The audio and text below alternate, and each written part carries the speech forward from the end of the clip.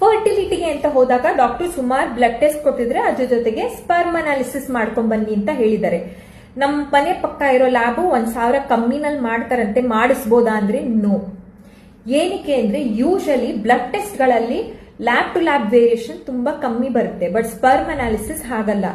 ಇದು sperm analysis report ಹೇಗೆ ಕೊಡ್ತೀವಿ ಅಂದ್ರೆ ಪದೇ ಪದೇ ನೋಡಿ ಯಾರು ಟ್ರೈನ್ ಆಗಿರ್ತಾರೋ ಅಂತವ್ರು ಮಾತ್ರ ಇವ್ಯಾಲ್ಯೂಯೇಟ್ ಮಾಡ್ಬೇಕು. ಇಲ್ಲ ಅಂದ್ರೆ ರಾಂಗ್ ರಿಪೋರ್ಟ್ ಬರೋ ತುಂಬಾ ಚಾನ್ಸಸ್ ಇರುತ್ತೆ. ಸೊ ಈ ತರ ಜನ ಎಲ್ಲಿ ಸಿಗ್ತಾರೆ ನಿಮ್ಗೆ ಅಂದ್ರೆ ಫರ್ಟಿಲಿಟಿ ಸೆಂಟರ್ ಅಥವಾ ಫರ್ಟಿಲಿಟಿ ಸೆಂಟರ್ಗೆ ಅಟ್ಯಾಚ್ಡ್ ಆಗಿರೋ ಲ್ಯಾಬ್ ಅಲ್ಲಿ ಇದನ್ನೇ ಮಾಡೋದಕ್ಕೆ ಅಂತ ಸೆಪರೇಟ್ ಆಗಿ ಜನ ಇಟ್ಟಿರ್ತೀವಿ. ಸೊ ಅವ್ರ ಹತ್ರ ಸ್ಪರ್ಮ್ ಅನಾಲಿಸಿಸ್ ಮಾಡ್ಕೋಬಹುದು. ಒಂದೊಂದು ಲ್ಯಾಬ್ ಅಲ್ಲಿ ಕಾಸಾ ಅಂದ್ರೆ ಕಂಪ್ಯೂಟರೈಸ್ಡ್ ಸ್ಪರ್ಮ್ ಅನಾಲಿಸಿಸ್ ರಿಪೋರ್ಟ್ ಬರುತ್ತೆ. ಅಂತ ಲ್ಯಾಬ್ಸ್ ಅಲ್ಲೂ ಮಾಡ್ಕೋಬಹುದು. ಬಟ್ ಲೋಕಲ್ ಲ್ಯಾಬ್ಸ್ ಅಲ್ಲಿ ಮಾಡಿರೋ ಸ್ಪರ್ಮ್ ಅನಾಲಿಸಿಸ್ ರಿಲಯಬಲ್ ಇರೋದಿಲ್ಲ. So don't waste money. Sperm analysis local lab ಅಲ್ಲಿ ಮಾಡಿಸಿ ದುಡ್ಡು ವೇಸ್ಟ್ ಮಾಡಕ್ ಹೋಗ್ಬೇಡ್ರಿ.